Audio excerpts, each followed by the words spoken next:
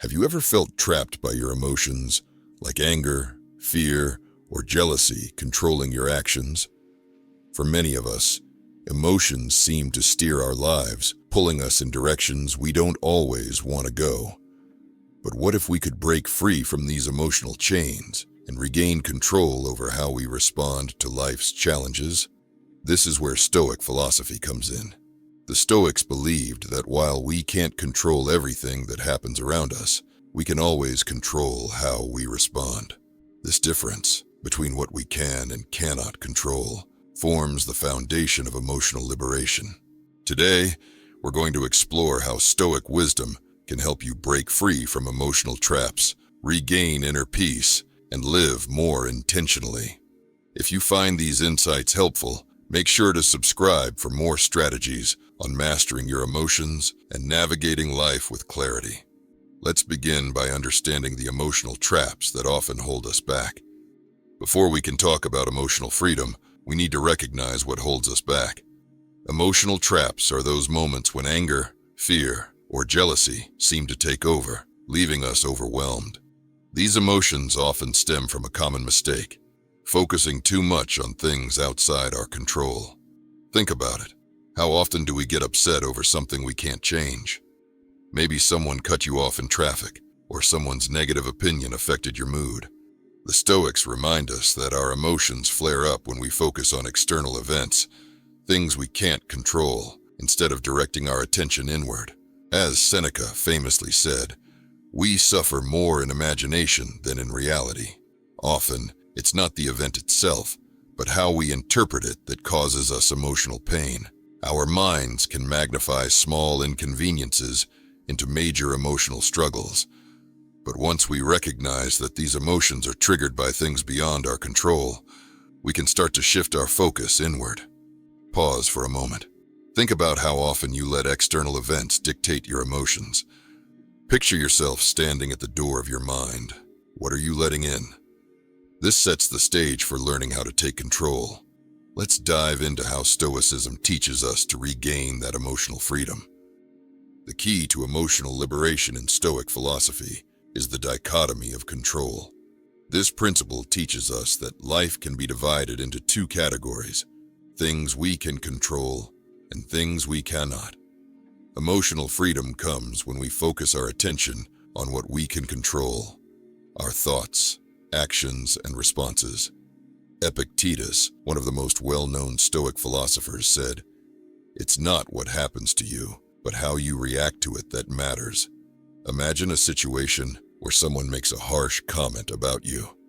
Your first instinct might be to feel hurt or angry, but if you pause and reflect, you'll realize their comment is something you can't control. What you can control is how you choose to respond. Think of your mind as a house, and you're standing at the door. External events, like difficult people or unexpected challenges, are like visitors knocking. You can't stop them from showing up, but you control who or what you let in. Just as you can decide whether to leave the door closed to unwanted guests, you choose which events or emotions to allow into your inner space. External events are beyond your control, but your response, whether you let them in or keep them out, remains in your hands. This moment of reflection is where emotional freedom begins. Like standing at the door of your house, you decide what comes in and what stays out. By doing this, you free yourself from being controlled by what happens around you. Take a moment now to reflect. What external events or emotions have you been allowing into your mind? How might keeping your door closed to certain influences help you regain peace? By focusing on what you can control, you regain emotional clarity and calm.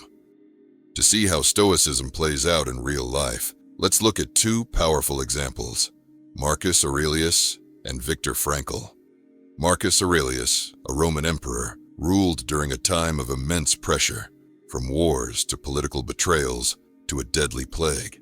Despite the chaos, Marcus constantly reminded himself to focus only on what he could control: his thoughts and actions.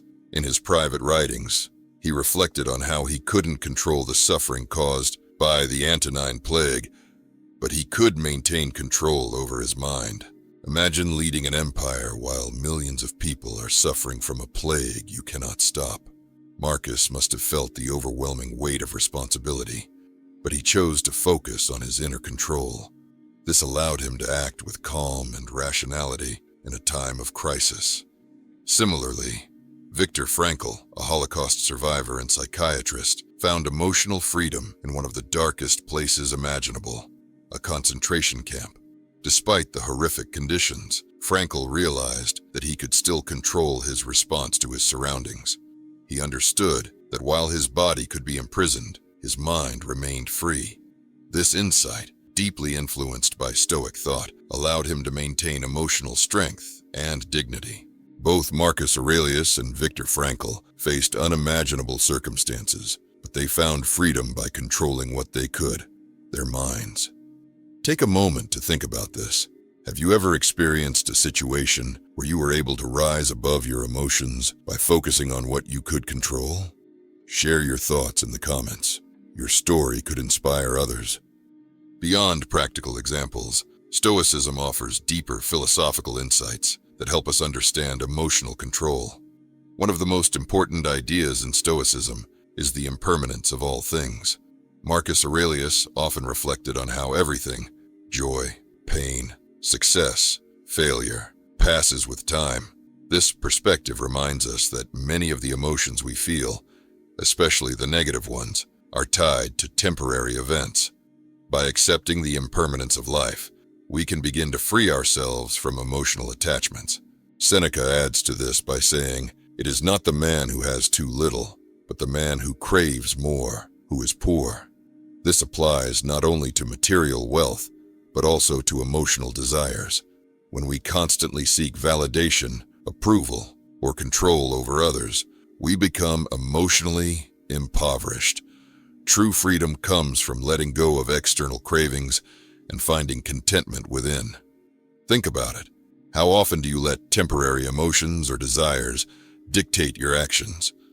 Shifting your perspective to recognize the impermanence of life can help you break free from these emotional chains. Let's now explore some of the most common emotional triggers, like rejection and comparison. Rejection is a powerful trigger, whether it's being rejected by someone you care about or missing out on an opportunity.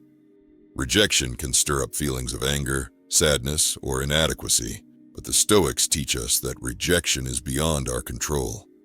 It's not the rejection itself that causes emotional pain, it's our attachment to the outcome. Letting go of that attachment frees us from the emotional weight of rejection. Another major trigger is comparison.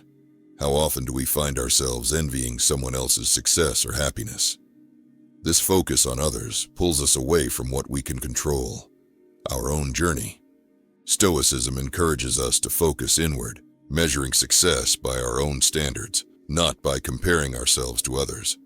Reflect for a moment. How might shifting your focus from external validation to internal progress help you find more emotional balance? At this point, you might be wondering, does Stoicism mean I should suppress my emotions? That's a common misconception. The answer is no. Stoicism doesn't advocate for emotional suppression, but rather emotional mastery. Emotions are natural, and the Stoics acknowledged that. However, Stoicism teaches us that while we can't stop emotions from arising, we can choose how much power we give them. Stoicism is not about avoiding emotions, but about understanding and mastering them. This distinction is important. Stoicism doesn't make us emotionless. It helps us cultivate the strength to let emotions pass without letting them dictate our actions. Achieving emotional liberation isn't something that happens overnight, but Stoicism offers a path to guide us along the way. By focusing on what we can control, accepting the impermanence of life, and managing emotional triggers like rejection and comparison, we can begin to reclaim our emotional freedom. As you go through your day, pay attention to the knocks at your door. Ask yourself, which thoughts, emotions, or events are you letting in, and which will you choose to leave outside? If you found value in these lessons, make sure to subscribe for more Stoic insights and personal growth strategies. Let's continue this journey together, one step at a time, toward emotional liberation. Thank you for watching. And until next time, stay strong, stay centered, and live with purpose.